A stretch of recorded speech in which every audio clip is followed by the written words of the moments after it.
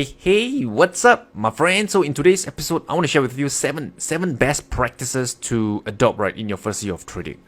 Number one, don't take it personally. So this is especially critical, right, for people who have found success in life, right, consistently. Maybe those who are really good in their studies, always top the class, then they enter a university, graduated with first class honors, find success in their professional career, and then they encounter trading, and then they flop, they lose a lot of money, and they start taking it personally, like, why is the market against me? Why?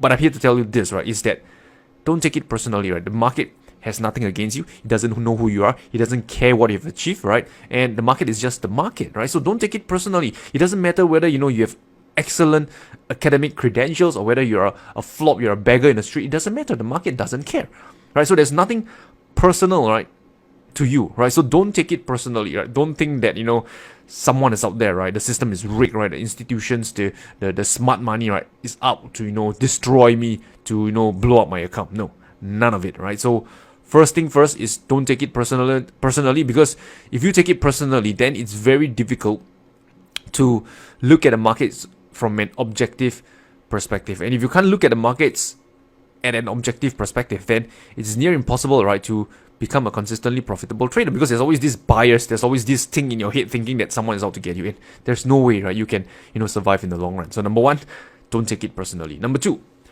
don't tell your wife, don't tell your family, don't tell your friends, don't tell your kids. I'm not joking. In your first year of trading, just keep it to yourself. Don't tell anyone, not even your wife. And why do I say that?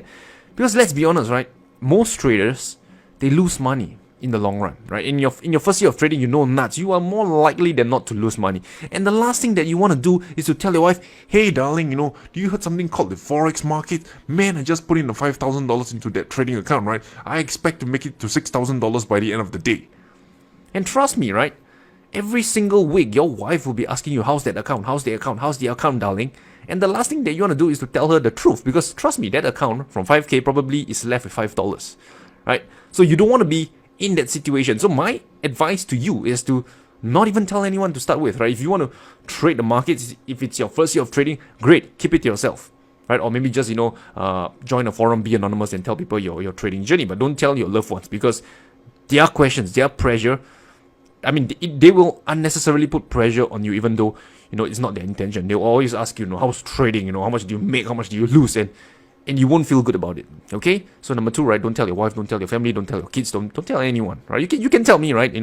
We'll keep hush. Number three, fund a fraction of your savings. So when you are ready to go live, maybe in your first year of trading, right, you don't want to put, let's say for example, you have $100,000 in savings, right? You don't want to put all those money into your live trading account, even though yes, 100k, you can afford to lose those 100ks, right? You won't affect your lifestyle, but doesn't make sense, right? Because when you first get started with trading, you are going to suck so bad. I just mentioned, right, in your first year of trading, you will likely lose money. So why do you want to put in so much money into your live trading account?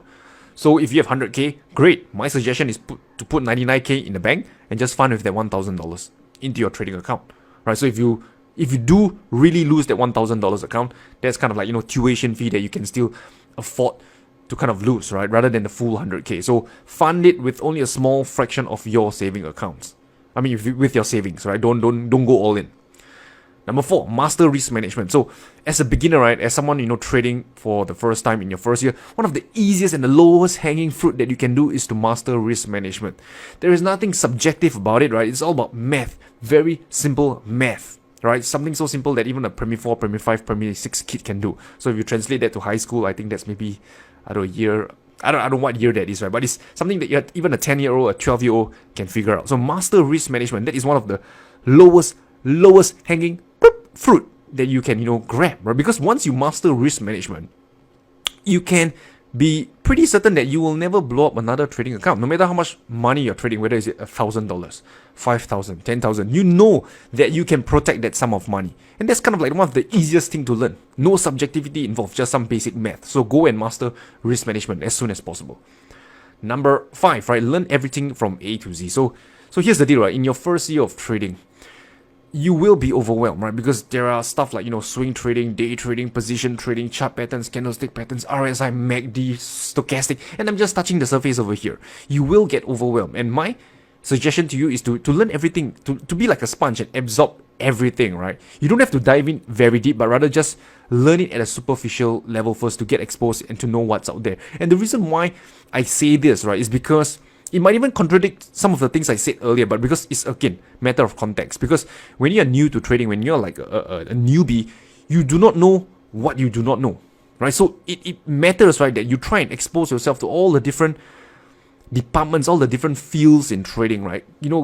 Have a taste of what it's like. And hopefully, right, within that 1 year, you have something, right, that you can resonate with, something that you tell yourself, this really suits me. I want to, master this particular trading strategy or methodology. And then only and then, right, in the future, you can go in and dive deep. But within the first year, it's quite difficult to dive deep into something when you do not know what you do not know. Make sense? Okay. Number 6, right? Decide if trading is for you within the first year. Really, this is one of the most important advice that you should really consider. So many traders, they get into trading, they think that, it's kind of like the only way out, the only ticket to financial freedom. But trust me, it's not. There are other ways to make money. You can do e-commerce, you can do, coaching, you can do set up an online business, Shopify and stuff like that. So there are a lot of ways to make money. So if you have tried trading and, hopefully, right, within the first year, you realize that if trading is not for you, you want to call it quits earlier and you don't want to sink in deeper, because the last thing that you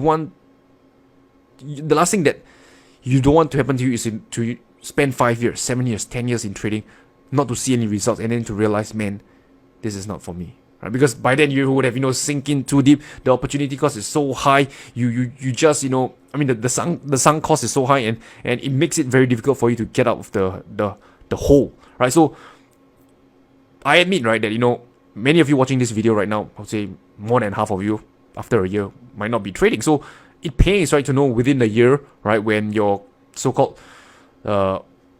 cost, time, and investment, right, is